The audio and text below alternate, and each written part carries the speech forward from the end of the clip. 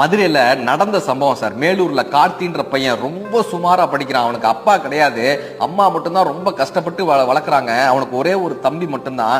ஒரு நாள் அந்த பையன் படிக்கிறப்ப கரண்ட் போயிடுது. அம்மா சொல்றாங்க, பக்கத்துல இருக்கிற மண்டபத்துல தானடா நான் வேலை பார்க்குறேன், நீ அங்க வந்து படின்றாங்க. இவன் அந்த மண்டபத்துல போய் பார்க்கறான். அவங்க அம்மா சமையல் அறை முழுவதுமா ஒரு மலை மாதிரி வெங்காயம் குமிஞ்சிருக்கு.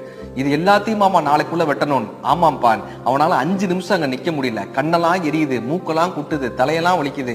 அம்மா உனக்கு கண் எரியாதாமான்னு இந்த பையன் கேட்கிறான். அந்த அம்மா சொல்றாங்க, நமக்கு வேற வழி இல்லையேப்பா, நீ படிச்சு கரை சேர்ந்துட்டேன்னா நீ உன் தம்பியை காப்பாத்திடுவ. எப்படியாவது நான் இதெல்லாம் பொறுத்துக்கிட்டேன்னா நீ ஜெயிச்சிட மாட்டியாப்பா, நீ ஜெயிச்சு நம்ம குடும்பத்தை காப்பாத்திட மாட்டியாப்பா, அது வரைக்கும் நான் இதை பொறுத்துப்பேன்ப்பான்னு அந்த அம்மா சொல்றாங்க. இந்த அம்மாவினுடைய வேதனை அந்த பையனுக்கு தெரிய அதுக்காகவே படிக்க ஆரம்பிக்கிறான். மாவட்ட அளவுல முதல் மாணவனாக வந்து சென்னை ஐஐடியில் அவனுக்கு இடம் கிடைக்குது. எப்பொழுதுமே 3ஆம் ஆண்டு படிக்கக்கூடிய மாணவர்களினுடைய கண்டுபிடிப்புகள் தான் காட்சியகப்படுத்தப்படும். இந்த பையன்